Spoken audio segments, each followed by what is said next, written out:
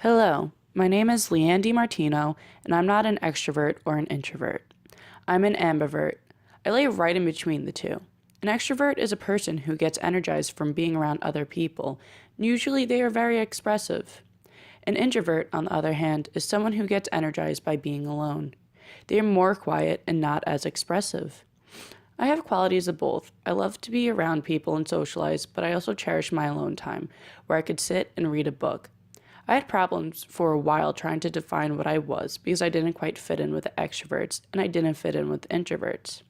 On page 12 of her novel, Quiet, Susan Cain mentions the idea of a shy extrovert like Barbra Streisand or a non-shy introvert like Bill Gates. For a time, I played around with the idea that I was one or the other, but neither seemed right. But on page 14, Cain mentions a word. That word was ambivert. Since then, I've done my research and found the word to describe myself. I'm a film and new media concentration and plan on working on television shows in the future.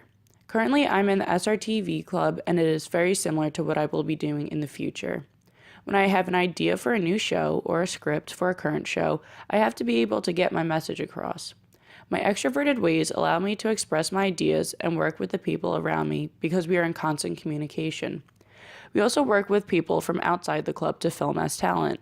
I have to be able to socialize with them to make sure they know what's going on and what we need them to do.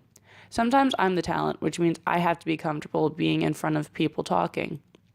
It could be a little nerve-wracking, but that whole part of the club really lets my inner extrovert show. The other side is the planning that's involved. Once an idea is approved, there's planning that needs to be done. My inner introvert comes out and has me sit down by myself and get to work. Once I'm alone, I could type up and plan out what I want for that show. On page 53 of Quiet, Cain states, we tend to overestimate how outgoing leaders need to be. Most leading in the corporation is done in small meetings and is done at a distance, through written and video communications. Basically, what that means is that you can be an introvert but still be a successful leader. A company or business could use traits of both an extrovert and an introvert. An ambivert, like myself, would make a successful leader. So why was this book picked for our media literacy class? What does being an introvert or extrovert have to do with media literacy? Well, my friends, it has a lot to do with media literacy. An introvert is going to absorb information differently than an extrovert, and they're going to search out for their information in different ways. Cain, on page 24, points out that the presentations of ad have changed over history. What used to be straightforward has become personality-based.